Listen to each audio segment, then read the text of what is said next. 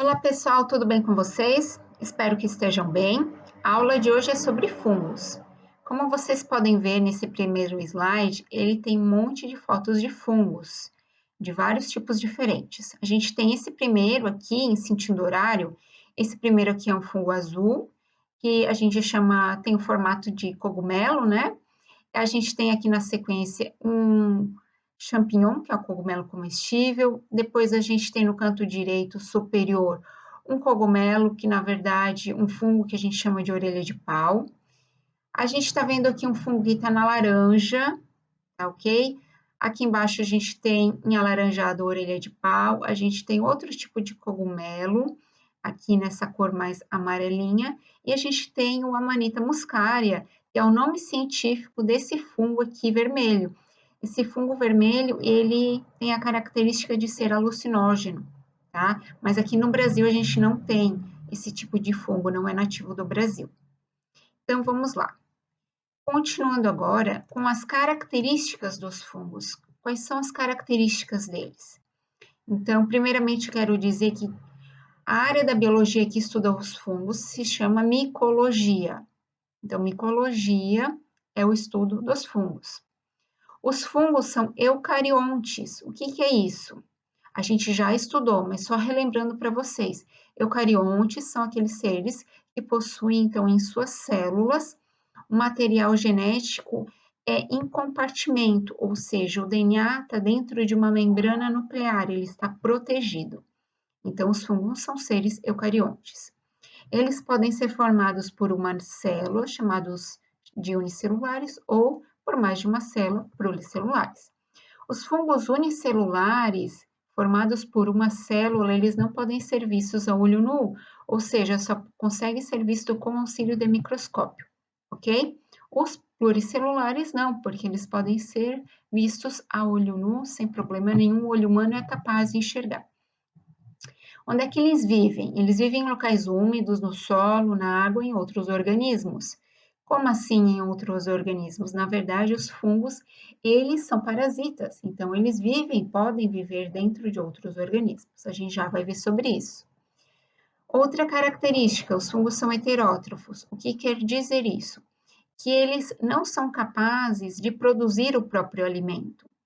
No caso, as plantas são autótrofos, então eles são capazes de produzir o próprio alimento. Os fungos são heterótrofos, eles precisam de se alimentar da matéria orgânica em decomposição. Por isso, eles são chamados de saprofágicos. Eu coloquei aqui embaixo esse outro nome. Saprofágicos, porque se alimentam dessa matéria orgânica em decomposição. Ou eles também podem ser parasitas, então eles se alimentam dentro de um organismo, dentro de um outro organismo, de um outro ser vivo, eles acabam parasitando, tá? Então tem essas duas formas de serem heterótrofos, saprofágicos ou parasitas. Bom, além disso, a gente tem uma classificação aqui embaixo que diz respeito à utilização do oxigênio. Quando os fungos, então, eles são capazes de viver na presença de oxigênio, a gente chama de aeróbios. Quando os fungos não são capazes de viver na presença de oxigênio, ou seja, eles vivem sem oxigênio, eles são chamados anaeróbios. E quando os fungos eles podem viver na presença ou na ausência de oxigênio, eles são chamados anaeróbios facultativos. Isso quer dizer que para eles tanto faz. Se tiver oxigênio, eles vão continuar vivendo, e se não tiver oxigênio, eles também continuam vivendo, ok? Continuando, importância dos fungos. Primeira coisa é que eles são agentes decompositores. O que é isso? Coloquei aqui uma folhinha, uma foto de uma folha em decomposição. Então, nessa parte da esquerda, vocês podem ver que os fungos já fizeram a decomposição da maior parte dela, a gente consegue ver as nervuras da folha, e a outra parte ainda não está totalmente decomposta, ok? Quem faz isso? São os fungos. Os fungos são capazes de decompor essa folha aqui. Imaginem, por exemplo, numa floresta. Se não tivesse fungos para fazer a decomposição dessas folhas, vocês podem imaginar qual é a altura que teria, então, essas folhas todas acumuladas numa floresta, se não tivessem fungos para fazer a decomposição? Então, a gente teria quilômetros e quilômetros de folhas acumuladas, certo? Então, os fungos são responsáveis por fazer essa decomposição da matéria orgânica. Os fungos são importantes na alimentação, como, por exemplo, o champignon e o shiitake são usados na alimentação, são muito importantes porque eles têm fonte de proteína. Grande fonte de proteína os fungos têm e são muito importantes na alimentação. Eles também são importantes porque o fermento biológico é, então, um fermento que é um fungo, tá? Eu coloquei a foto aqui para vocês da Fleischmann, que é um fermento biológico e é um fungo, né? É uma levedura, no caso. E isso se usa para fazer o pão. Bom, a importância dos fungos também é na fabricação de bebidas alcoólicas, como o vinho e a cerveja, que é uma levedura. Coloquei uma fotinho aqui de um copo de cerveja. Bom, os fungos também têm importância porque eles são capazes de ser antibióticos. Quem é o fungo responsável por isso é a penicilina. A penicilina é um fungo e ela é usada como antibiótico, ou seja, ela tem a capacidade de matar bactérias. Então, o fungo, que é a penicilina, tem capacidade de matar bactérias. Então, elas têm essa importância na área da farmácia, ok? Bom, a importância dos fungos também a gente tem que saber que eles são fontes de doenças, alguns deles. Então, eu coloquei uma foto aqui do lado, que é uma foto de um pé que tem frieira, ou seja, essa parte mais esbranquiçada é fungo. Então, eles adoram locais úmidos e quentes. Então, em caso de pessoas, né, que não lavam os pés adequadamente e deixam ele sempre fechado, com calçado fechado, pode aparecer as frieiras, ok? Continuando então. Bom, essas imagens que vocês estão vendo aqui, vocês já devem ter visto por aí tranquilamente. São chamados de líquens. Então, os líquens, eles são associação de fungos com algas. São chamados líquens. Essas fotos que vocês estão vendo aqui são de líquens. Como é que é isso? Então, o fungo está ali junto, a gente não consegue ver separadamente quem é o fungo e quem é a alga, porque está muito misturado. Mas o fungo, ele faz o quê? Qual é a parte importante do fungo? É manter a umidade. Então, eles protegem as algas, evitando ressecamento. As algas, por sua vez, elas fazem fotossíntese. Então, elas fornecem as substâncias orgânicas para os fungos. Agora a gente está vendo, então, uma imagem que foi aumentada 1 milhão de vezes. É no microscópio eletrônico. Então, é uma foto bem interessante que a gente consegue ver essa parte verde. Ali é a alga, tá? Então, essa parte verde que parece ervilha, não é ervilha. Então, é uma imagem que foi aumentada muitas vezes do líquen, e a gente consegue ver, então, que essas bolinhas verdes foi colorido, ok? Por meio do software que ele foi colorido. Então, essas bolinhas verdes representam as algas. E esses fiozinhos ali clarinhos de cor creme representam os fungos, as hifas. Então, isso aqui é como se a gente estivesse vendo 1 milhão de vezes aumentado como é que é um líquen por dentro, ok? Continuando, então, como é que é a organização de um cogumelo? A gente tem uma célula, essa célula unida uma à outra se chama hifa, que são esses filamentos. Um conjunto desses filamentos, então, se chama micélio, e aí a gente tem um conjunto de micélio, o corpo de frutificação. Como é que essas células estão organizadas? Então, a gente tem células cenocíticas multinucleadas. O que quer dizer isso? Essa primeira imagem que vocês estão vendo aqui, ó. Então, tem uma célula, mas tem vários núcleos ali dentro, vários pontinhos azuis, são núcleos.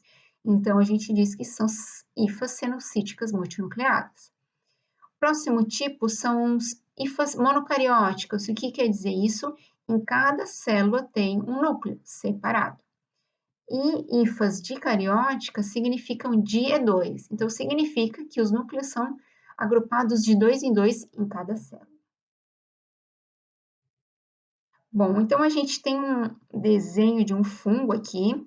Essa parte de cima, que é a parte de cima do cogumelo, que a gente consegue ver o cogumelo quando está lá no ambiente.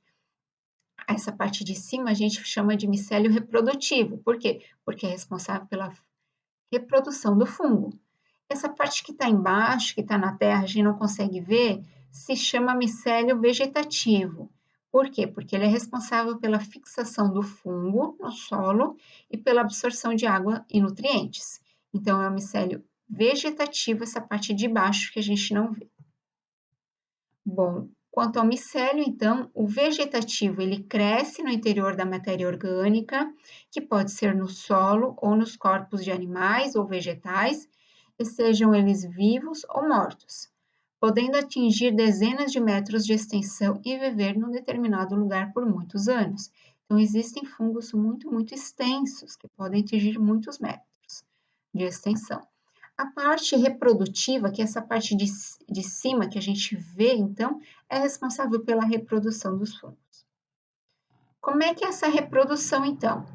Os fungos têm reprodução sexuada e assexuada. Essa reprodução sexuada que está nesse slide se refere ao quê? Então, a participação de gametas. Lembrando que a reprodução sexuada envolve gametas. Então, na espécie humana, a gente tem o gameta masculino e feminino, que é o espermatozoide e o óvulo.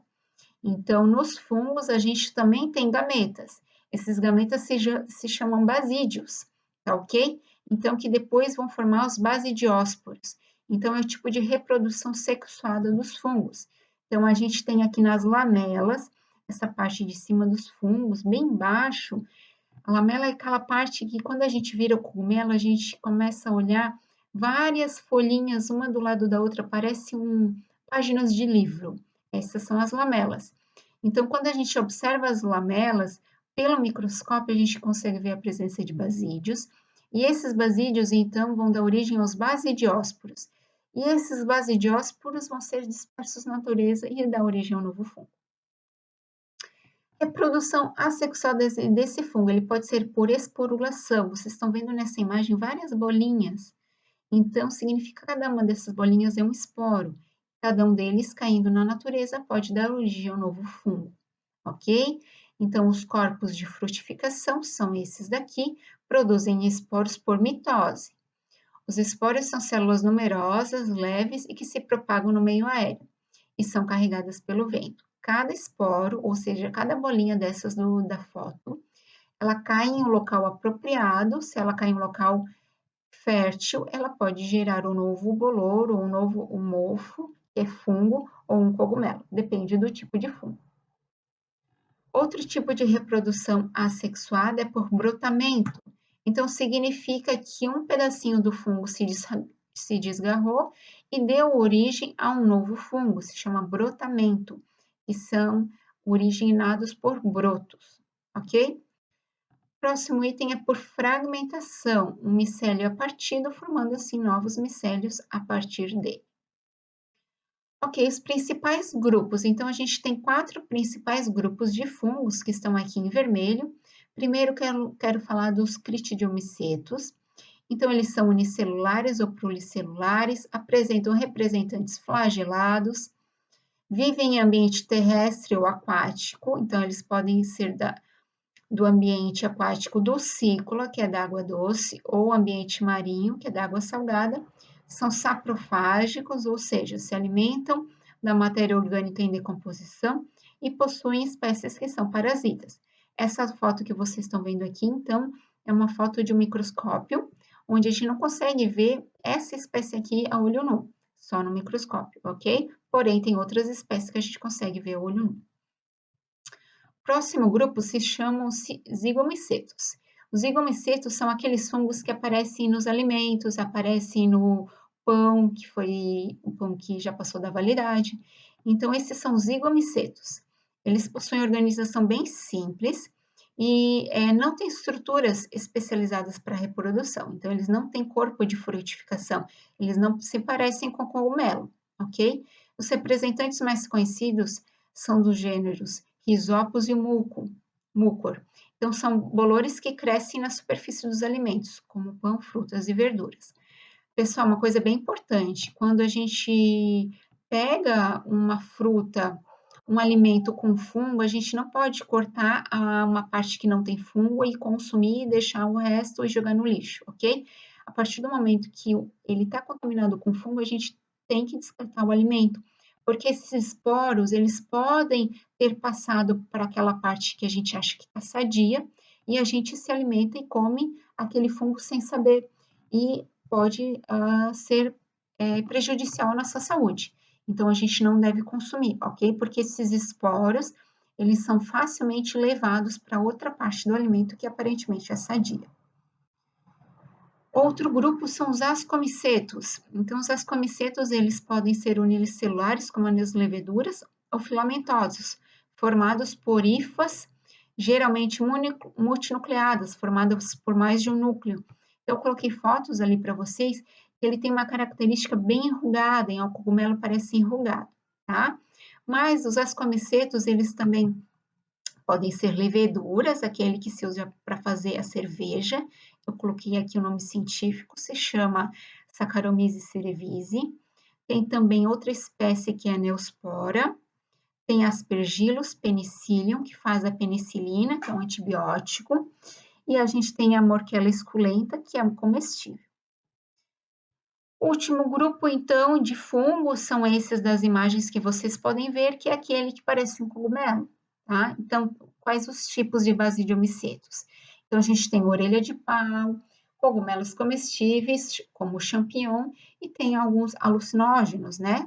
E tóxicos, como a manita, que é esse fungo que é vermelhinho aqui, ok? Bom, os basidiomicetos, então, eles apresentam estruturas especializadas para reprodução, eles têm basídios, ok? E esses esporos são chamados basidiósporos. A parte subterrânea do corpo do basidiomiceto, ela é chamada de micélio, né? E é constituída por hifas.